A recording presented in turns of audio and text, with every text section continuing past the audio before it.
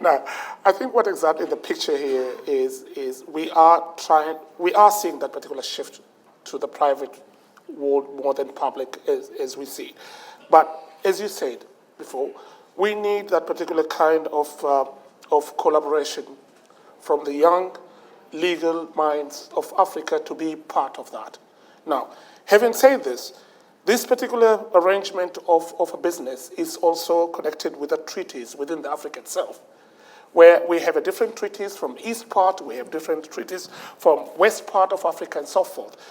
To what extent these particular treaties are translated in the contracts themselves when we try to embed this particular business into Africa, exporting or importing through these particular ports, using these particular treaties, and also understanding the needs of that particular local laws that embedded with that particular contract. Now, to what extent that we start to move out from that international bodies embedding of the UK, France, and all of that to more national level, to more treaties adopted level in the contract right now. Do you start to change that or not?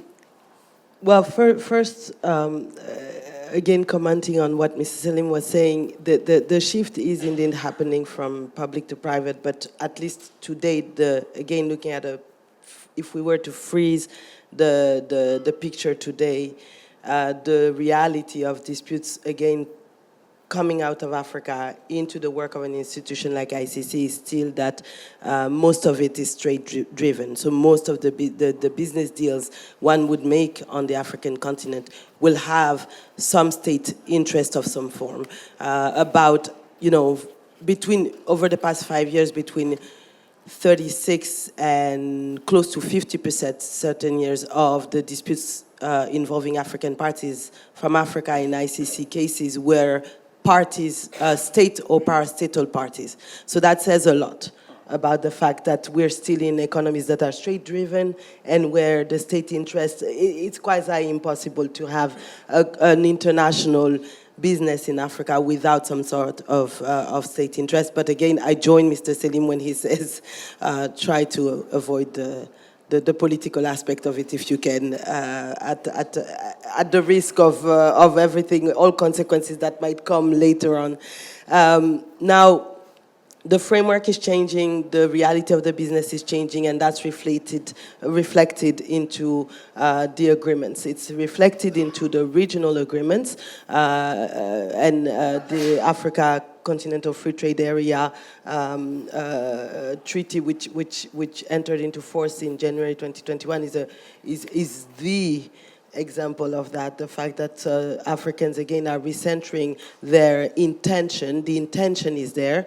Then acts and facts needs to follow, but the intention is to recenter towards intra-African trading and intra-African growth. And coming back to an example you were raising about the cost of logistics for shipping goods, in between African countries, the same is true when you look at transportation. Flying from Mali, from Bamako to Congo DRC is much more difficult than flying from Mali to New York, which is completely absurd. And it will cost you probably more money. And that's the reality of a continent where there's still a lot of investment and business to be made in infrastructure. So that reality is still there today.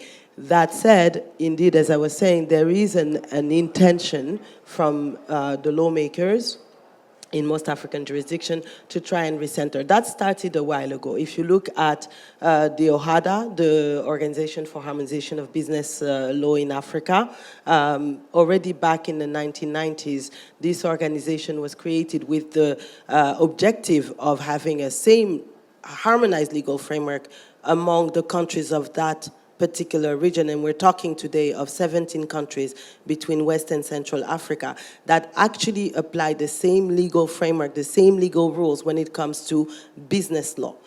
Meaning that, if you have to freeze the assets of a co-contractor in one country, if you have to have a sale of goods, if you have to open a company, business association in one of those countries, the same rules will apply. apply. And there is one common court of law, the CCJA, which centralizes all decisions from out of those 17 member states in business disputes. That is a formidable example of a legal framework that is at the service of boosting the economies and the business within these economies, right? And again, that's an example that dates back to the 1990s. You have other regional treaties. The COMESA is an example of it. You have the SADC.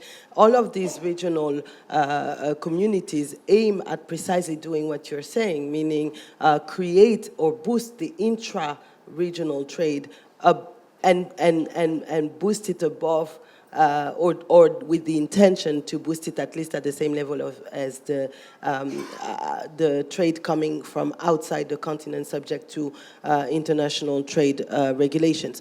That being said, today, again, the reality is that the vast majority, I think that less than 3%, from an economic standpoint, less than 3% of the trading happening in Africa is intra-African trade.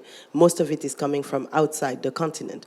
And that is a reality that we cannot ignore. And that's also the result of that infrastructure gap we're talking about. Because with the infrastructure gap comes the difficulty to breed local businesses, to breed local champions, industry champions. There are some. Every day, there are very prominent examples of them. Dangote is one. But the infrastructure gap makes African jurisdiction particularly reliant on outside economies and outside businesses. And that's also reflected in the legal framework, although it's trying to create the premise, the condition for that intra-African trade to happen.